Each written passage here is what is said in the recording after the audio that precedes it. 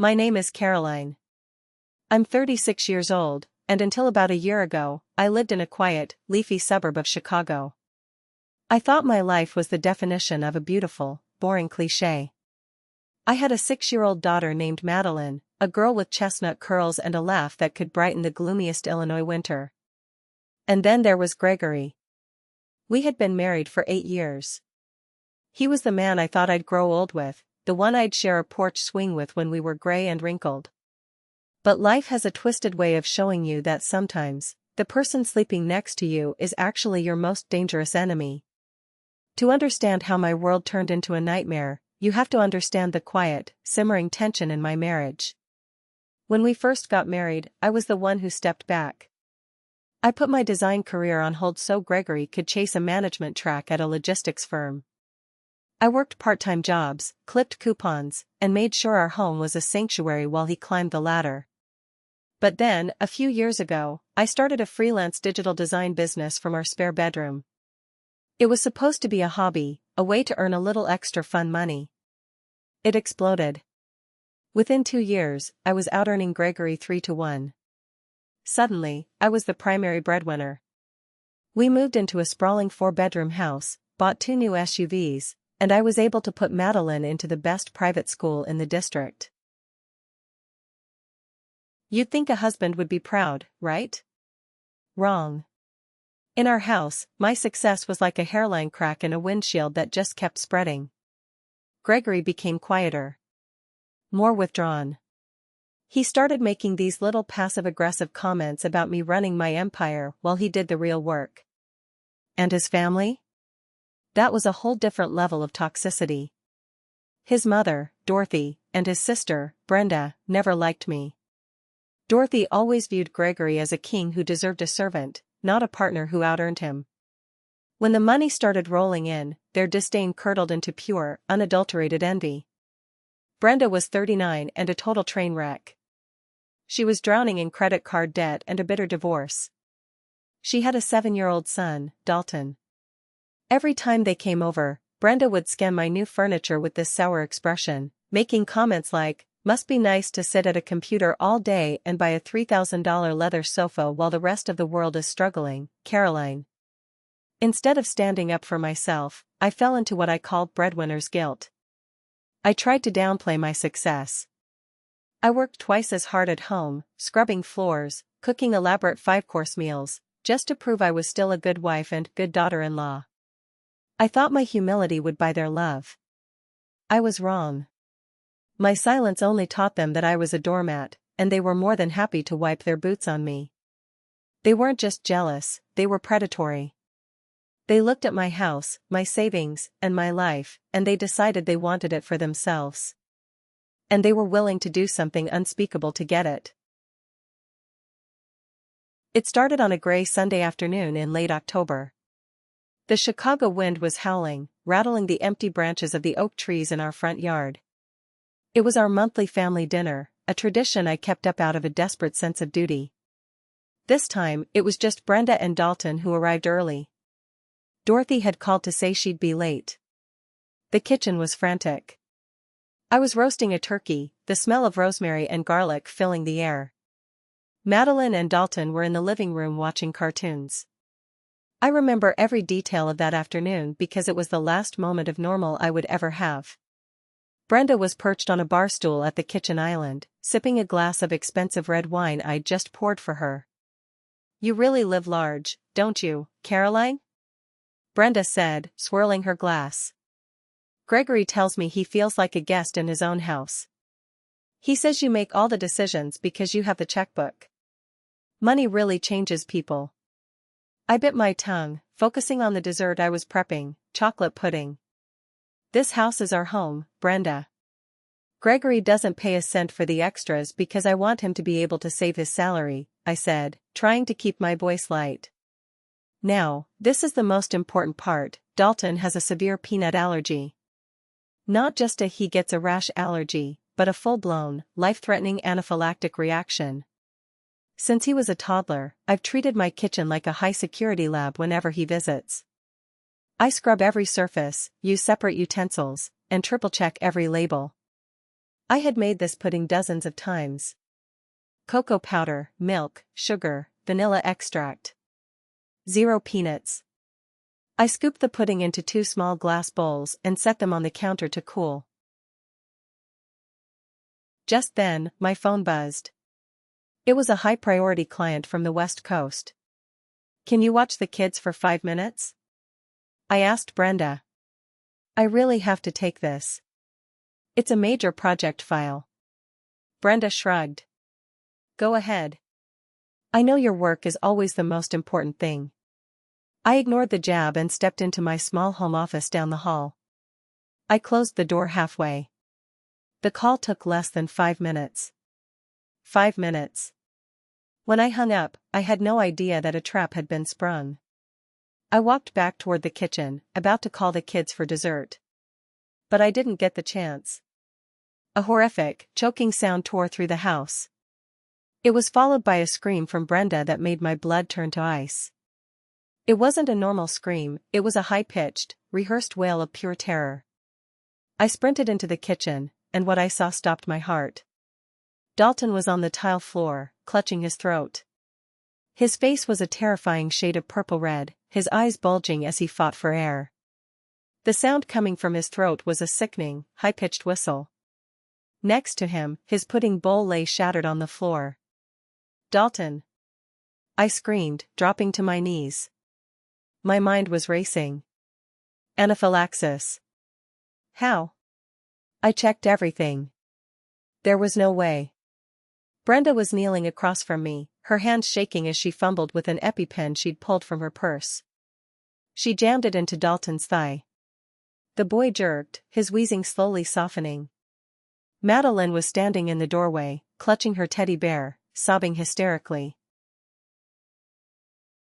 I reached out to touch Dalton's shoulder, to help him, but Brenda snapped. She shoved my hand away with a force that sent me backward. Her eyes were bloodshot, filled with a terrifying, manic energy. "Don't you touch him," she shrieked. "You put peanut oil in that pudding. You tried to kill my son." I froze. "What? Are you insane? I didn't put anything in there. I was so careful, he only ate your food." Brenda screamed, tears streaming down her face. "You hate me. You hate this family because we don't have your money. You took it out on a 7-year-old boy. You're a monster." At that exact moment, the front door slammed open. Gregory burst in, holding bags of groceries I'd sent him to get earlier. He dropped the bags, fruit and cans rolling across the floor, as he ran into the kitchen. "What happened? Is Dalton okay?" Gregory yelled, kneeling beside his sister. "Your wife." Brenda wailed, grabbing Gregory's arm. "She put peanuts in his food, Gregory. She tried to kill him. She's been talking about how Dalton is a burden for months." I looked at Gregory, waiting for him to say something, anything, to defend me. I waited for him to tell Brenda she was being hysterical, because he knew me. He knew how much I loved those kids. "Gregory, I swear," I whispered, my voice trembling. "I didn't do it. There has to be a mistake." But Gregory didn't look at me with love. He looked at me with a cold, calculated disgust. There was no hesitation in his eyes. No doubt. "What did you do, Caroline?" His voice was a low, dangerous hiss. It wasn't a question. It was a verdict. I backed away, the floor feeling like it was dissolving beneath me. You believe her? I'm your wife." "You've always looked down on us," Gregory snapped, standing up to shield Brenda and Dalton. "You think your money makes you God. Call 911. Now." I stood there, paralyzed, my fingers fumbling to dial the numbers. The only sound in my head wasn't the sirens, it was the sound of my life shattering. My husband hadn't just doubted me, he had turned on me in less than 5 seconds. It was too smooth. Too perfect. It felt like a play that had been rehearsed 1,000 times. The ambulance sirens cut through the suburban silence like a serrated knife. Paramedics flooded my kitchen, moving with clinical efficiency to stabilize Dalton and get him onto a stretcher. Brenda followed them out, her performance never wavering. She did it on purpose, she kept sobbing to anyone who would listen. She knew he could die. Behind the ambulance came 2 police cruisers. Brenda or Gregory must have called them while I was still in shock. Detective Carter, a man with a face like weathered granite, stepped into my living room. He didn't look at me like a homeowner, he looked at me like a crime scene. He had me sit on the sofa while another officer began bagging the pudding bowl, the ingredients from my pantry, and the trash. I was being interrogated in my own home. Outside, the neighbors were starting to gather on the sidewalk, whispering and pointing at the flashing lights. The humiliation was a physical weight in my chest. I was Caroline, the successful designer, the perfect mom, and now I was a suspected attempted murderer. Mrs. Maddox, did you know about the boy's allergy? Detective Carter asked, his notebook open. Yes, of course I did. I snapped, my voice cracking. That's why I was so careful. I never have peanuts in the house when he's here. But the mother says she saw a jar of peanut butter on the counter when she ran in, Carter said flatly. My heart stopped. There was no jar. I don't even own peanut butter. While I was pleading with the detective, I heard heavy footsteps on the stairs. Gregory came down a few minutes later, carrying a small suitcase in one hand and holding Madeline's hand with the other. Madeline was crying, her pajamas rumpled. I lunged off the sofa. What are you doing? Where are you taking my daughter? Gregory stopped at the base of the stairs. He looked at me with a terrifying, hollow finality. I'm taking her to my mother's house. This house, and you, are no longer safe for a child. You can't do that. I screamed, reaching for Madeline, but an officer stepped between us. She's my daughter. You know I didn't do this, Gregory. Talk to me. Don't come near her, Gregory growled. My lawyer will be in touch. You better start figuring out your bail money, because I'm going to make sure you pay for this. He walked out the door, strapped Madeline into the SUV, and sped away. I collapsed onto the floor, sobbing. I begged, I pleaded, but the only response was the cold silence of the walls. The police didn't arrest me that night, they needed the lab results from the food first, but they warned me not to leave the state. When the last cruiser pulled away, the darkness swallowed the house. That first night alone was a torture I wouldn't wish on my worst enemy. The house felt like a tomb. No evening TV, no Madeline asking for a bedtime story. It was so quiet I could hear the hum of the refrigerator 2 rooms away. I wandered from room to room like a ghost. I went into Madeline's room, clutching her pillow to my chest, breathing in the faint scent of strawberry shampoo. I cried until my eyes were swollen shut. My phone, sitting on the kitchen island, was a glowing rectangle of hate. I had left it on silent, but the screen lit up every few minutes with a new notification. It wasn't just Gregory or Brenda. Dorothy, my mother-in-law, had joined the feeding frenzy. You monster. You think your money makes you untouchable? I'll see you rot in a cell. Text from Dorothy. Don't even try to see Madeline. I'm filing for an emergency restraining order tomorrow morning. Text from Gregory. Every word was a needle in my brain. But amid the grief, a cold, hard ember of logic started to glow.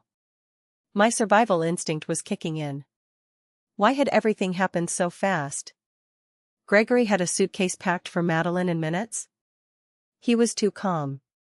A normal husband would be in denial, would be questioning his sister, would be trying to find a mistake.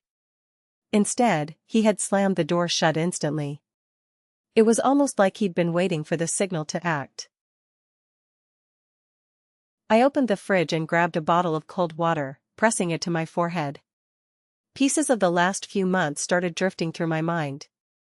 3 weeks ago, Gregory had asked for the password to our joint brokerage account just to check some statements. A month before that, he'd asked about the current appraisal value of the house. And last week, I'd overheard him on the phone saying, "Just a little longer, it'll all be settled." I thought he was talking about work. My stomach churned. This wasn't an accident. It wasn't even just a lie. This was a coordinated strike. They wanted me gone. They wanted the house, the money, and they wanted Madeline.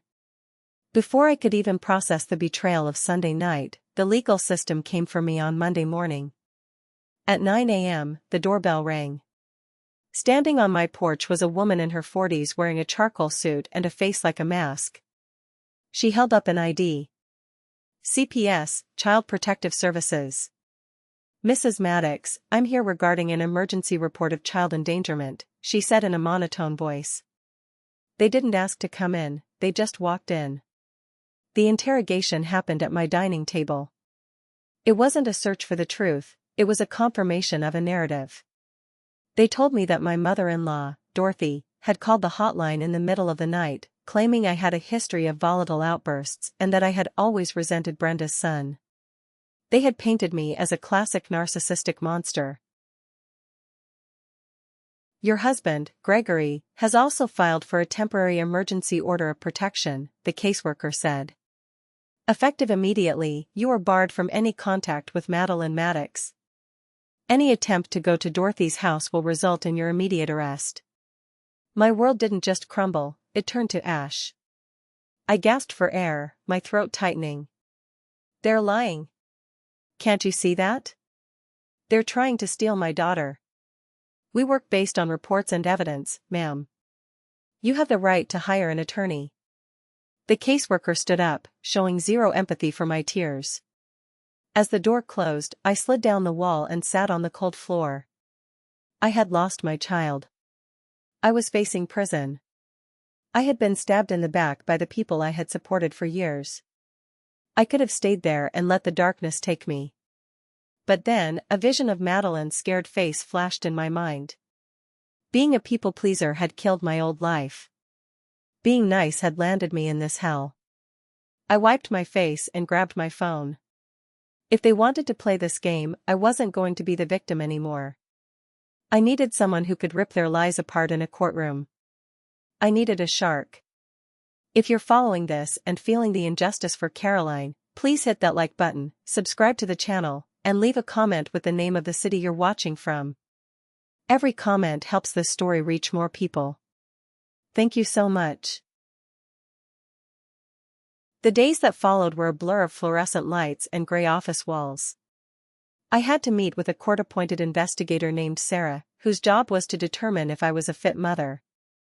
It's a terrifying thing to have your life dissected by a stranger who starts with the assumption that you're a danger to your own child.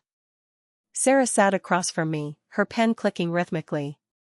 "Mrs. Maddox, your sister-in-law Brenda provided a very detailed account of your resentment toward her son, Dalton. She mentioned you've made comments about how his allergies are an inconvenience to your lifestyle. Is that true?" "No. That is a complete lie," I said, my voice shaking. "I've spent thousands of dollars outfitting this house to be safe for him. I buy special air filters, I use specific cleaning products." Brenda also mentioned, Sarah interrupted, her eyes fixed on her clipboard, "that you've been under a lot of stress lately due to your business. She claims you've had outbursts where you've thrown things. Your husband, Gregory, corroborated this. He said he's been worried about your mental stability for months." I felt the air leave my lungs. Gaslighting is a subtle poison. When the people you love tell the same lie over and over, you start to wonder if the world has tilted on its axis. Gregory, the man who used to hold my hair back when I was sick, the man who I thought was my rock, was now feeding lies to a government official to ensure I lost my daughter. "They are working together," I whispered, more to myself than to her. "Brenda is in debt. Gregory wants the house. They are trying to frame me so they can take everything." Sarah didn't even look up. She just wrote something down. I knew then that I wasn't going to win by being nice or honest. The system wasn't designed to find the truth, it was designed to process evidence. And right now, all the evidence was against me. I spent the next 48 hours in a state of hypervigilance. I didn't sleep. I survived on black coffee and the sheer, cold fury that was beginning to replace my grief. I sat at my dining table, surrounded by stacks of bank statements and old emails. I needed to find the why. I found it in the trash folder of our shared family computer. Gregory had been sloppy. He had deleted emails, but he hadn't emptied the bin. There were messages between him and Brenda dating back 6 months. "She's making too much now," one email from Gregory read. "If we divorce normally, she'll have the better lawyers. I'll end up with nothing but child support. We need something bigger. Something that makes her unfit." Brenda's reply made my skin crawl. "Don't worry. I've got a plan. Dalton's allergy is the key. She's so careful about it, it'll be easy to make it look like a slip-up. Or better yet, a malicious act. Once she's in the system, the house is ours. My debt goes away, and you get the kid." I stared at the screen, my hands trembling. It wasn't just a spur-of-the-moment lie. It was a cold-blooded conspiracy. They were willing to risk Dalton's life, a 7-year-old child, just to steal my bank account and my home. The betrayal was so deep it felt like a physical wound. I realized then that Gregory never loved me. He loved the lifestyle I provided, and when he couldn't control the source of the money anymore, he decided to eliminate me and keep the loot. I didn't call a standard divorce lawyer. I called Valerie Vance. She was a legend in Chicago, a woman who had a reputation for being a barracuda in the courtroom. When I walked into her office, I didn't cry. I laid the printed emails on her desk. Valerie looked at them for exactly 30 seconds. She leaned back, her eyes sharp as glass. "These emails are good, Caroline. They show intent. But in a criminal court or a CPS hearing, they'll claim these are venting or even faked. We need something physical. Something that proves what happened in that kitchen." "I don't have anything," I said, my voice hollow. "The police took the food. The bowls. Everything." "Think," Valerie commanded. "Was anyone else there? Did a neighbor see anything through the window?" "No. It was just us." I put my head in my hands. And then, a memory flickered. A faint blue light in the corner of my eye. "Wait," I whispered. 3 years ago, when we first got our dog, Barnaby, he had separation anxiety. He used to tear up the cabinets. I bought a cheap, motion-activated pet camera. It's shaped like a little owl. I put it on top of the mahogany bookshelf in the corner of the kitchen, hidden behind some cookbooks. Valerie's posture shifted. "Is it still there?" I think so. I haven't looked at it in years. We stopped using the app after Barnaby passed away last year. I never even bothered to take it down." "Caroline," Valerie said, her voice dropping to a low, urgent tone. "Go home. Do not tell Gregory. Do not tell Dorothy. Find that camera. If it was plugged in, and if that cloud subscription was still active on your credit card, that is our smoking gun." I drove home like a woman possessed. My heart was hammering against my ribs so hard it hurt. I let myself into the dark, silent house. It felt like a tomb, but I didn't care about the ghosts anymore. I walked straight to the kitchen. I pulled a chair over to the tall bookshelf. My hands were shaking so badly I almost knocked over a stack of heavy hardcovers. I reached behind a thick volume of Mastering the Art of French Cooking. My fingers brushed against cold plastic. I pulled it out. The little L-shaped camera was covered in a thick layer of dust. I turned it over. The power cord was still plugged into the outlet behind the shelf. I saw a tiny, faint red light on the bottom. It was alive. I ran to my office and opened my laptop. I hadn't logged into the PetView app in over 14 months. I had to reset my password, my breath coming in short, jagged gasps. Please let it be there." I saw the billing history. There it was, $9.99 a month, automatically billed to my business credit card every month for the last 3 years. I had never noticed it among the dozens of other software subscriptions I paid for. I clicked on cloud storage. I filtered by date, last Sunday. The screen buffered. A circle spinning. Spinning. And then, a list of video clips appeared. I clicked the clip timestamped at 4:15 p.m. The video was grainy, but the angle was perfect.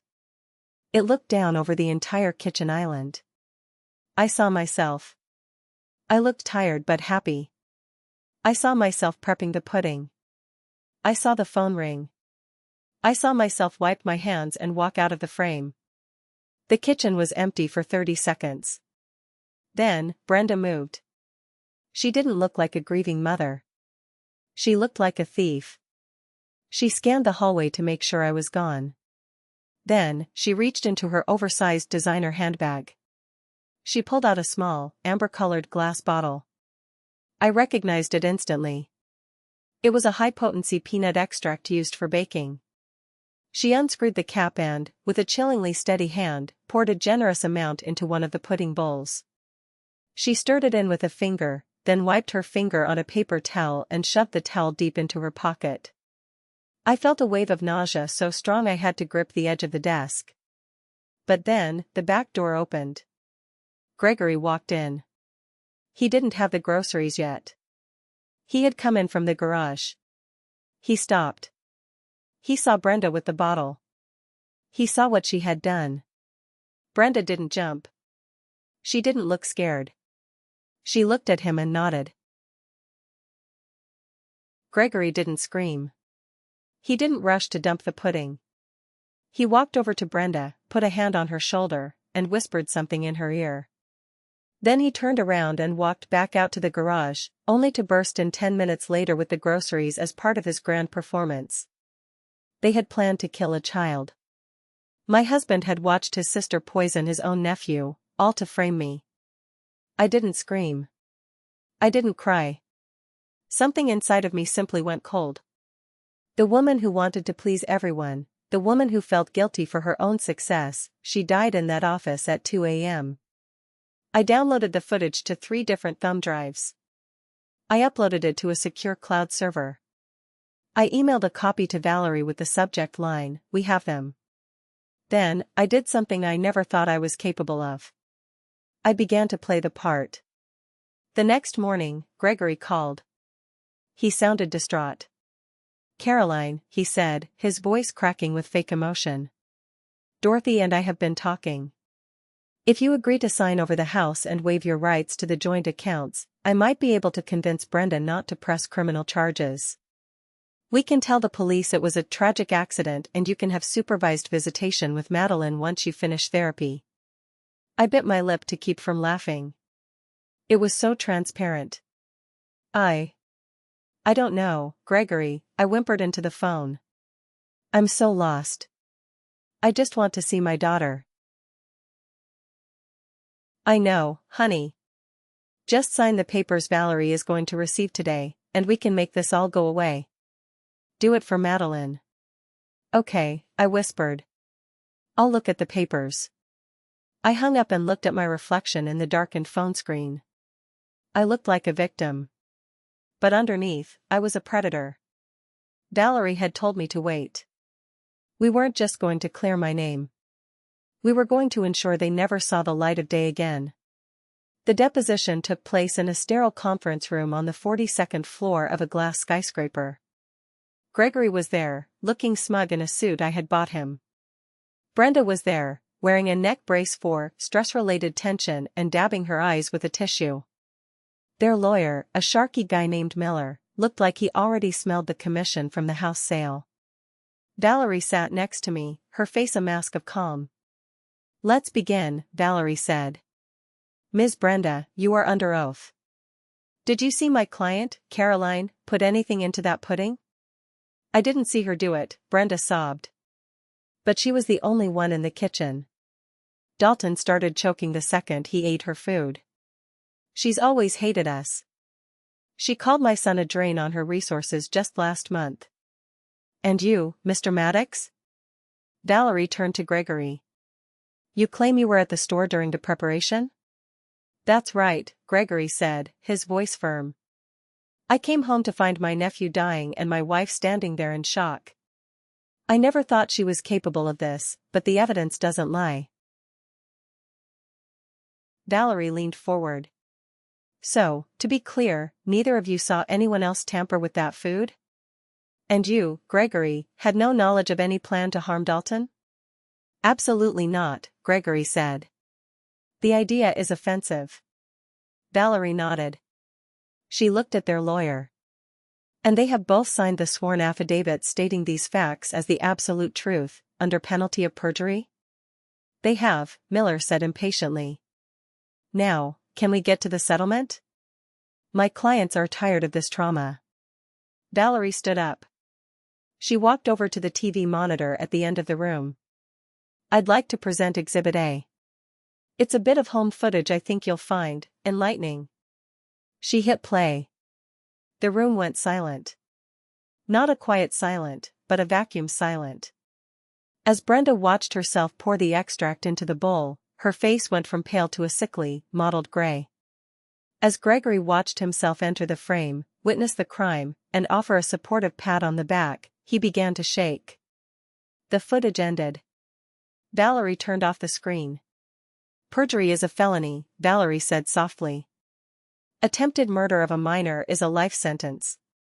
Conspiracy to commit insurance fraud and grand larceny? That's just the cherry on top. The aftermath was a whirlwind, but for the first time, I was the one in control. Detective Carter was waiting in the hallway. Valerie had called him an hour before the deposition started. Brenda and Gregory were led out in handcuffs, right in front of their high-priced lawyer who suddenly wanted nothing to do with them. Brenda cracked instantly. In exchange for a slightly reduced sentence, she gave the police everything, the emails, the plan, the debt records. Gregory didn't fare as well. Because he was the parent and had a duty to protect children in his home, the judge was merciless. I won everything. I got full custody of Madeline. I kept the house, though I sold it a month later. I couldn't live in a place where the walls held those kinds of secrets. I won a massive civil suit against the estate of my mother-in-law, Dorothy, who had been the one to suggest the CPS angle in the first place. She ended up in a tiny one-bedroom apartment, bitter and alone. Today, I live in a house near the coast in California. It's full of light and air. Madeline is thriving. She's in second grade now, and she's the lead in her school play. We have a new dog, a golden retriever named Sunny. Sometimes, when the wind howls at night, I think back to that kitchen in Chicago. I think about how close I came to losing my life to people I thought were family. But then I look at my daughter sleeping peacefully in the next room, and I realize that the money didn't make me strong. The betrayal did. I'm no longer a people pleaser. I'm a protector. And I'll never let anyone dim my light again. Gregory's mother, Dorothy, is now blowing up my phone from her tiny apartment, begging me to let Gregory see Madeline one last time before he is transferred to a maximum security prison. She says he was manipulated by Brenda and that a daughter needs her father. Am I wrong for changing my number and erasing them from our lives completely? Thank you for listening to this incredible story of betrayal and justice. If you enjoyed seeing Caroline get her revenge, please hit that like button and subscribe to the channel. Don't forget to turn on notifications so you never miss our daily Reddit stories. See you in the next video.